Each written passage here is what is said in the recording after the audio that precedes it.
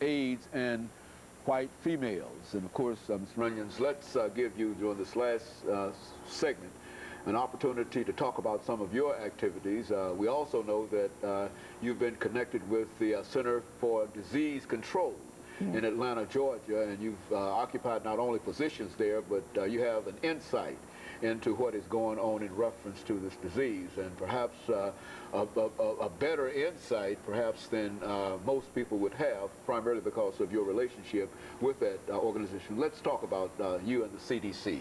Okay. I work for the Division of Adolescent School Health, and every state in the union who chooses can have money from the CDC to do HIV education. Not every state chooses to do that, but Tennessee does and has for a very long time. When I was talking about the vaccine is going to be years away. When I was on the President's Advisory Council, we asked him to set a date certain, which was 2007, that we would try to do the same as Kennedy when he said, let's go to the moon in 10 years.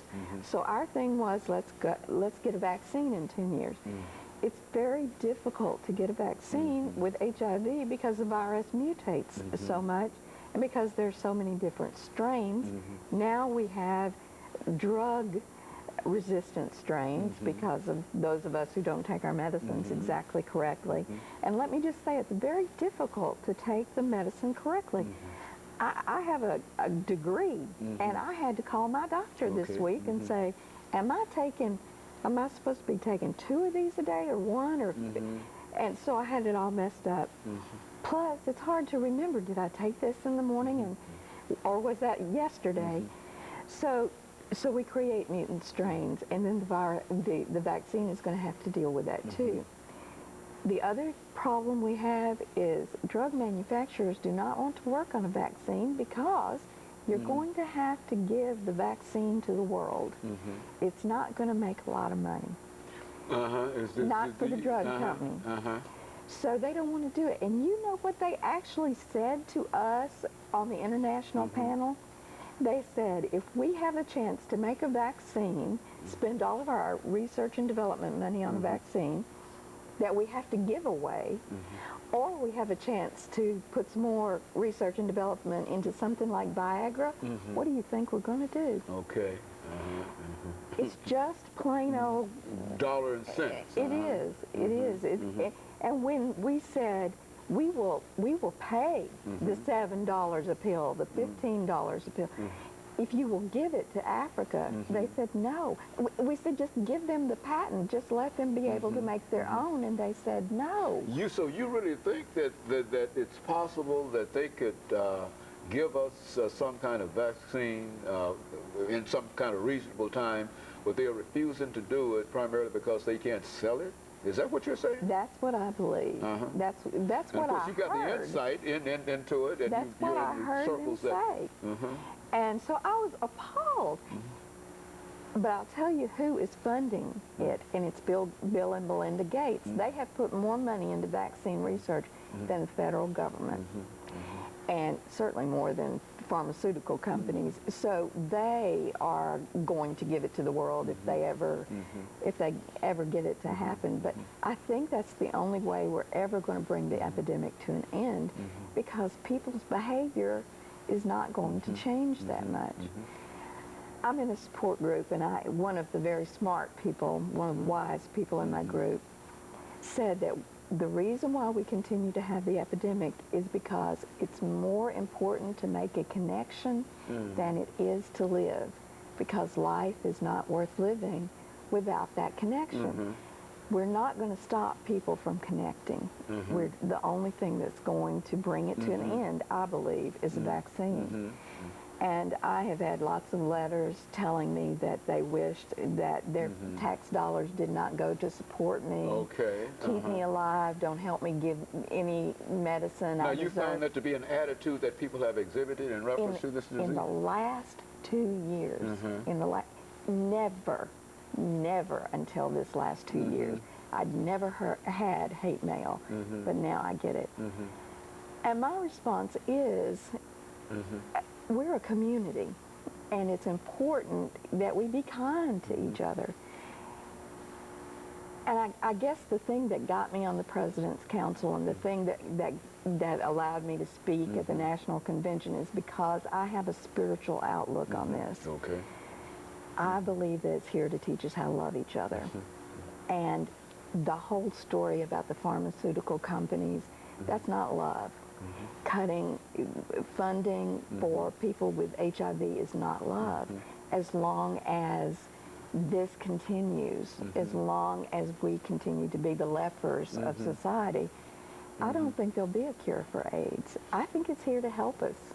Well, now, what you're saying is that this is a disease that perhaps we'll have to deal with almost for the rest of, maybe for the rest of this century. It could I believe be, so. And of course it's spread in all over the world. Yes. Some of the countries in Africa and some of the other countries where the problem is, some of the eastern countries, some of the problems are much greater here than in the United States. And still True. you believe that nobody's going to do anything about to help eradicate this disease? You know, I really want to believe in the goodness of people, but right now I'm having a hard time. And after I got through on the President's Council, I went in a true believer. And I thought I could make a difference. I thought we could make a difference. I thought we could bring an end to HIV in America. And I think we could have. But there is no political will to do that. And that was with someone who loved us. Okay. I don't think we've ever had a better friend than Bill Clinton. He loved us. This is not an atmosphere today of love. That you can feel comfortable in terms of dealing with something like this. No, no. In fact, I have never worried about speaking to the children until this past year. And you asked me about the Centers for Disease Control and Prevention. My friends have left. The people who have been there for 20 years working on AIDS have left because science is being distorted in order to give a moral message, a religious message, a faith-based message, and it's science. It's just, that was one thing that we kept emphasizing.